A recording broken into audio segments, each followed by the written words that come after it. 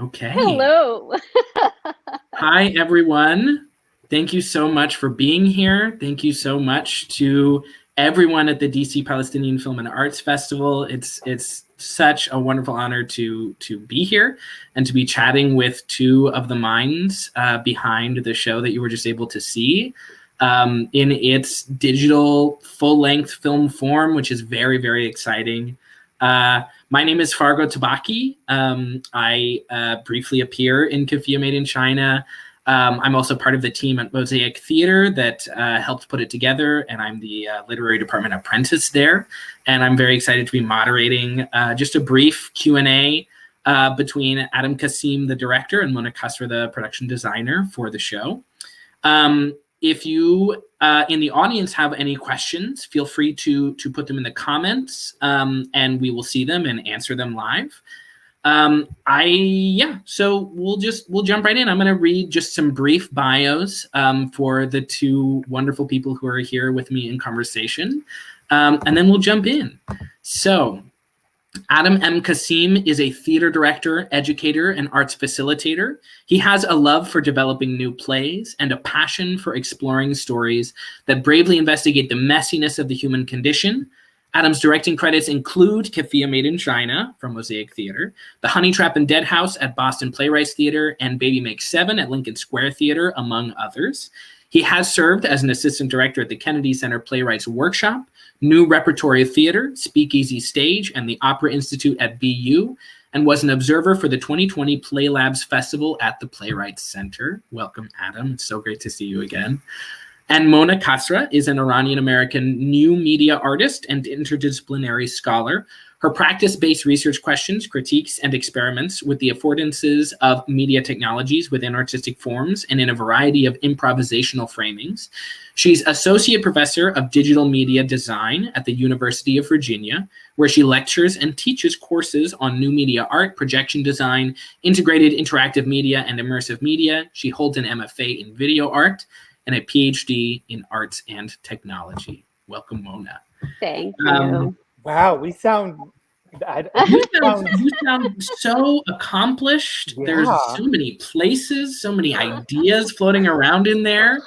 And all of those ideas and experiences are, I think, evident in the final product of what we were able to see tonight.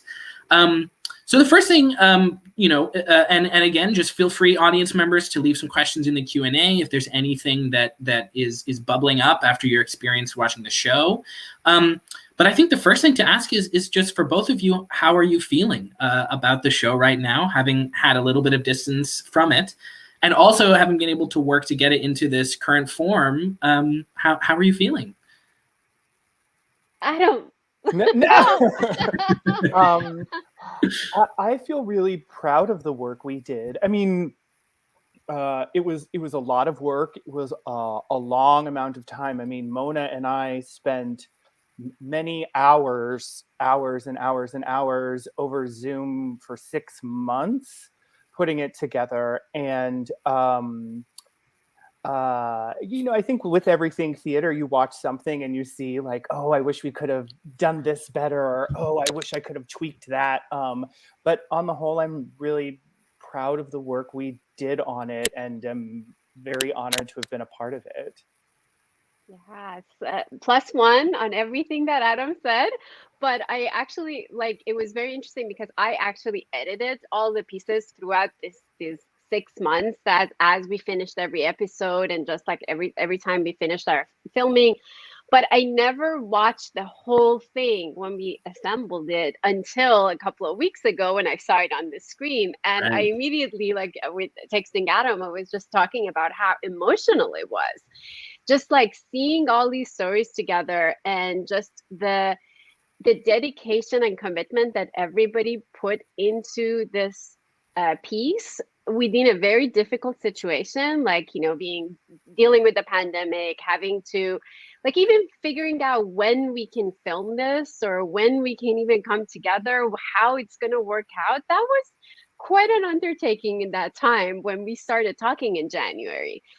So just seeing all of that coming together and just what we were able to experiment was super emotional and exciting, I thought, and powerful. I just love what Dalia has done with this script. Yeah, absolutely. Yeah, and I think, I mean, even as you were kind of gesturing to, Adam, that ability to edit is not something that we typically experience in theater, right? The ability to sort of like freeze something and make a decision about it that you can then, you know, do, right? And so I wonder if we can kind of think some about that idea about the ability to edit and how that changed this production, maybe in conjunction with Rukia's question in the comments. How did you think about adapting this production for, as you were talking about, Mona, these times, right? Like what were some of the decisions, what were some of the challenges, but also the opportunities that making this sort of live but also not live, right, intended to be in a digital editable format, right? How did all of that shape your approach to this? I let the director answer. No, Go I mean, ahead. well, first of all, let me just say, for the record, none of this would have been possible without my collaboration with Mona. Coming from the theater, I have a specific way of working that is about bodies in space with a live audience, and you can't, like Fargo, you were saying, you can't edit it. And so a lot of what Mona and I did initially was come up with a shared vocabulary. I had to kind of start thinking in a different way and using different language.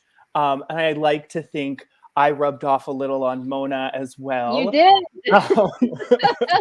But even things, you know, I had to learn the hard way, because Mona had to fix this in editing, that the distance between people on stage and on film is totally different.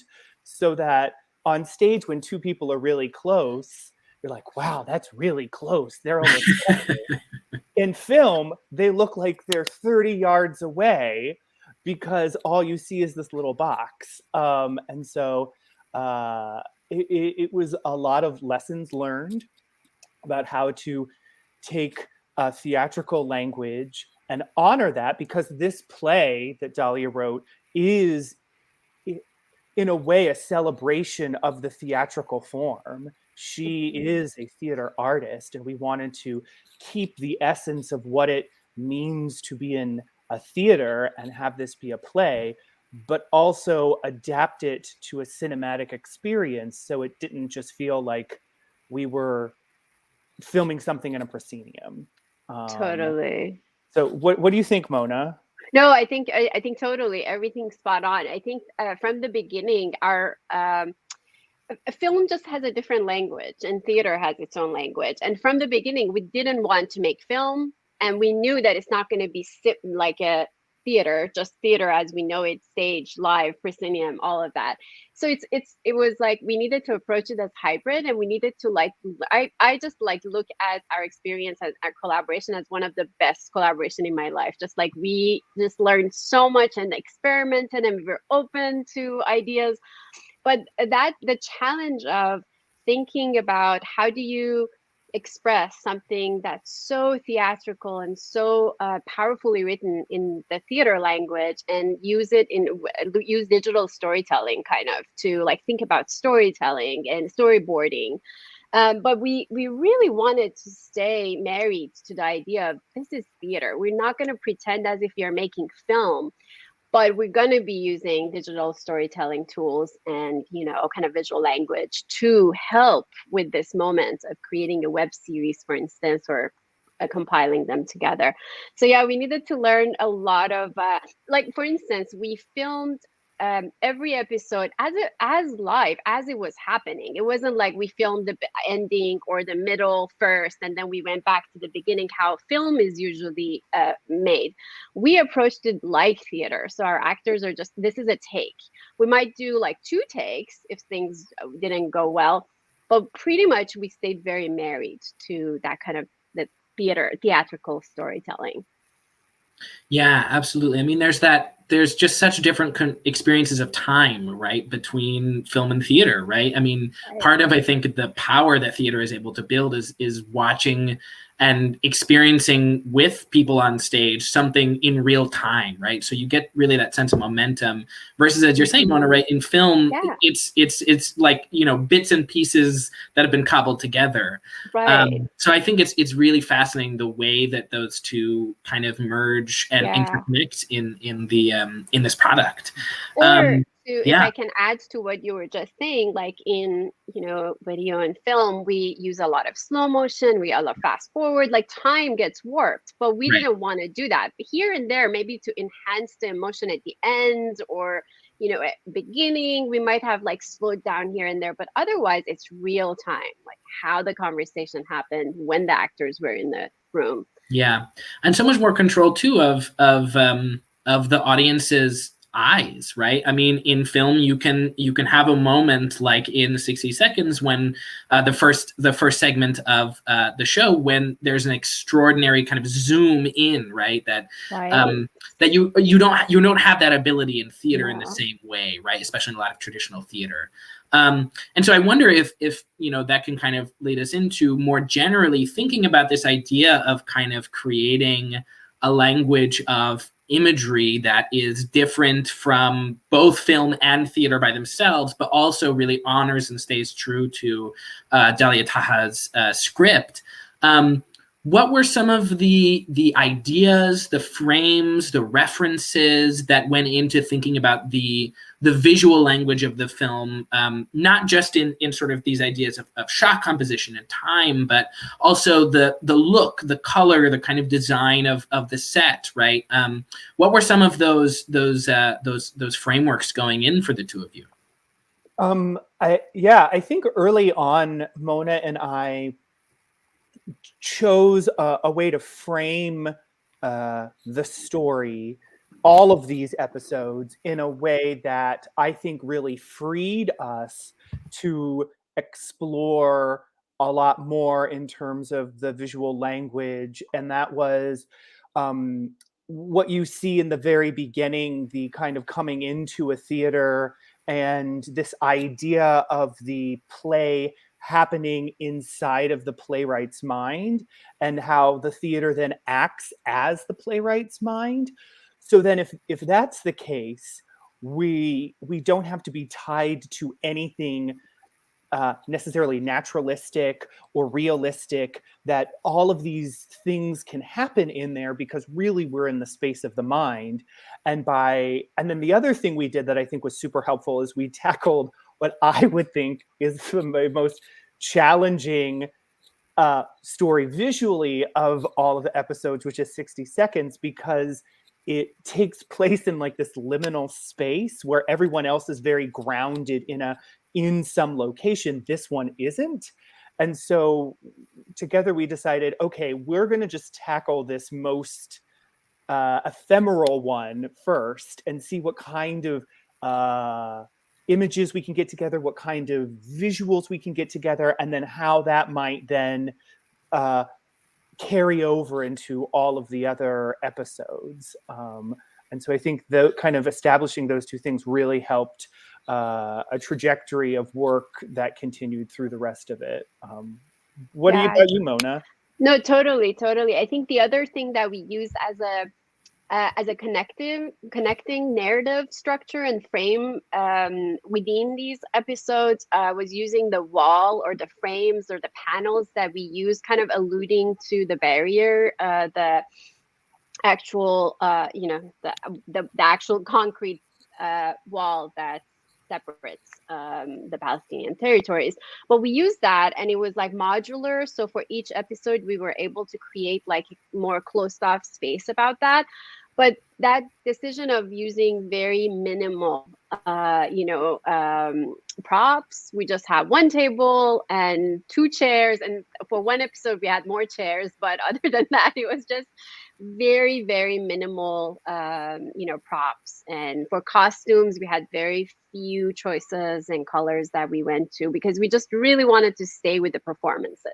and this idea of the state of mind of the scriptwriter. Yeah. And I feel like that sort of leads us into another question in the comments, which is there a part of the play that stands out to you in terms of deciding how to put it together in this format? And how did you collaborate with Dalia in this process? Which I think, those two things very much go together because of the nature of the script. So I wonder if we can sort of transition with this question into thinking more broadly about the ways that Dalia's script and the particular way that it's written lent itself initially to the idea of releasing or creating it kind of episodically, which is definitely a choice that also is very different than traditional theater or traditional film, right? Being able to break it up. And just playing around with the order in that way, right? So I wonder if we can think about the ways that the script and Dalia's structural decisions kind of lent themselves to what you were just talking about, Adam and Mona, right? In deciding how to construct this. Oh, sure. I mean, I'll have to be fully transparent. When I signed on to do the project, I didn't know if it was going to work. I was like, This is a play. Dalia has written a play. It is one of the most interesting plays that I've ever read. She uses language and structure in a wonderfully fascinating way that feels fresh and very different from an American tradition. And I really felt very strongly about the theatrical conventions that she was using. And so I kind of went into it saying, I don't know if this is going to work. But the fact that each of these episodes were kind of self-contained did lend itself to this idea of a series. And Mona and I felt our job was then to make sure that the thematic ideas carried over from one episode to another, partly by the frame that we put on it, but also in terms of the soundscapes that we used, the color palettes that we used, what we were choosing to emphasize. Mona talked a bit about the walls, and I felt like, especially in her language, Dalia was very specific and intentional about this very choppy language where people are kind of missing each other. Like there seems to be a barrier even between people in the most intimate of relationships. And so we were like, how do we manifest that? And then also, Dalia was very generous. I think we had 2 meetings with her. Yeah. There's a scene in Keffiyeh, the camera, I'm going to get the title wrong. What is it called? Camera doesn't love anyone. Camera doesn't love anyone. Yeah. We refer to it as camera throughout the whole production. Yeah.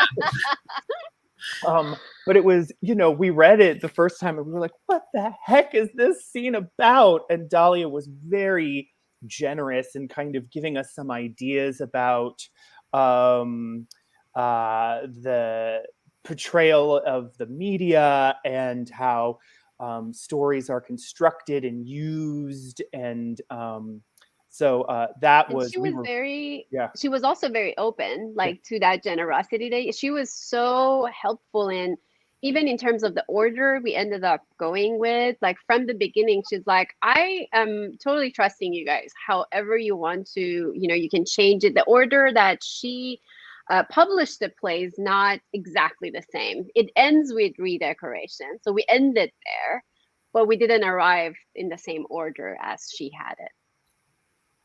Yeah, absolutely. Well, I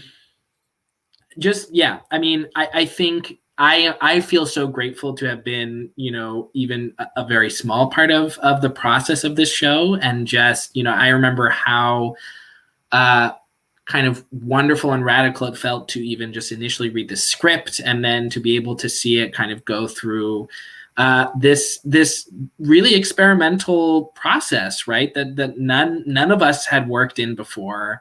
And to just feel the generosity of everyone on the team being able to really make that work and hold each other was just wonderful. I'm so grateful to both of you for that. I mean, Fargo, talking about experimental, the first two scenes we shot differently than we shot the rest of them. Everyone was in person in DC, and I was on a big screen, zooming in from Boston, directing it digital. It was definitely I remember that moment a few times. I had to come in front of the TV and say, Adam, this is what's happening in the room. Just hang in there. But it was lovely. Yeah. I really hope that we end up, more of these type of projects, just mostly because I really appreciate like this particular play working so well with this medium and the access, right? I'm so excited for more people to see this. And just for it to travel and have its own life. Yeah.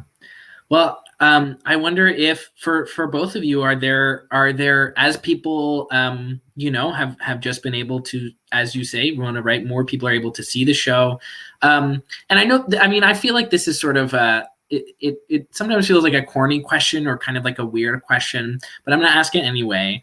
Are there things that you hope people take away? Are there ways that you hope people move through the world differently after seeing the show?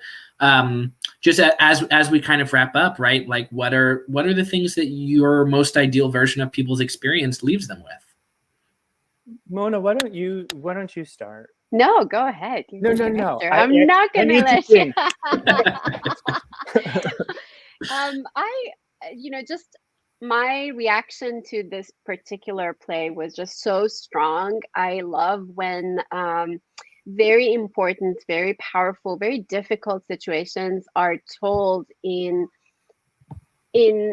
intimate, fragile, very like kind of conversations that you normally don't think are about these really impactful and very kind of there is injustice, there is, trauma, and all of those are being told in very simple stories with very simple, like kind of life situations where they're talking like a wife or husband or their partners, or it's a mother and father. And then you realize, wow, like the impact of, the situations that we have to live in. It's just so powerful, and to me that just, I always go back to it. It's just I think I felt very differently than like a news article or an academic article about the issues that are that are actually happening on the ground. Thank you, Mona. That was so well articulated, and you're always so eloquent, so I appreciate you. And I just want to second everything you say. Just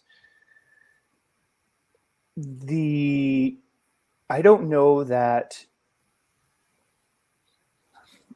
I don't even know. It's actually hard sometimes for me to actually articulate what this play means to me and what I would like other people to take from it, because it feels so personal still. And but I think the idea that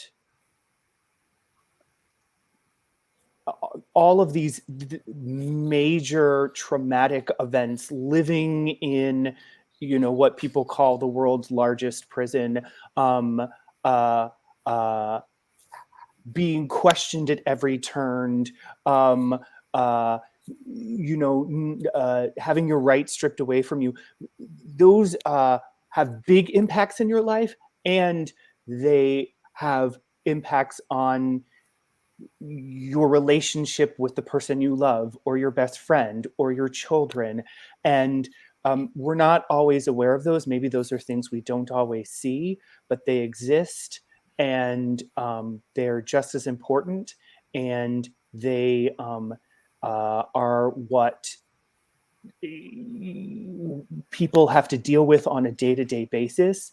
And I think if people can have a little window into that in terms of the characters in these play, and maybe have a little window into that in terms of where we are in this country. I'm not saying that they're the same, but what I'm saying is that trauma affects us on such a cellular level that like maybe we can all open up just a little bit more and see people's humanity just a little bit more. And so I don't know, I'm having a That's so, you know what I yeah, mean? no, you were so spot on. Yeah, well, I mean, I think it's kind of an impossible question in so many ways, right? But I think that you know, working through the answers together is also is part of the beauty of the question, you know. And I just want to thank, I want to thank you both again. I said it before, I'll say it again, but for all of the work that you put into this project. And just another huge thank you to everyone at the festival, to everyone who is watching, to everyone who is doing the work to make all of this happen. In this new strange environment that we're living in. It's just wonderful to be able to have an event like this, even still. So Fargo, there were 2 more questions. I don't know if you have time to answer, but I just don't want to not answer those 2 questions very quickly. It was not like an intentional ignoring them. Okay. I mean, I don't know exactly what we were sort of intending to go for about 20 minutes. We're a little bit over, but also if the 2 of you are around, maybe we could take one more and then close it out. One of it is for you, so I don't know if well, you'd like let's to skip that one. Let's skip that one. I don't have anything interesting to say. I'm not. But the other thing is, I wanted to add that both of us are. I mean, we can be accessed online. So if anybody wants to answer more questions, I'm happy to, and I know Adam would be as well. So please reach out. 100%. Well, okay. I think we have done an excellent job of talking about Keffiyeh and just being able to hear so much about. I mean, because the process was truly so wild. I mean, we were really, the 2 of you were inventing and creating so much as you went, and I think it really just. I'm so grateful for the way that it paid off. Thank you very much. Thank you, I hope everyone watching is as well. So we wish you all the best. Enjoy the rest of the festival. See Keffiyeh again if you want. I believe it's screening through the end of the festival. Watch it again. Come up with more questions. Send us emails or fan mail or carrier pigeons or whatever you like. We'll answer. And have a wonderful rest of your evening. And thank you, Mosaic. Yes. Thank you to everyone. Thank you. 1,000 thank yous.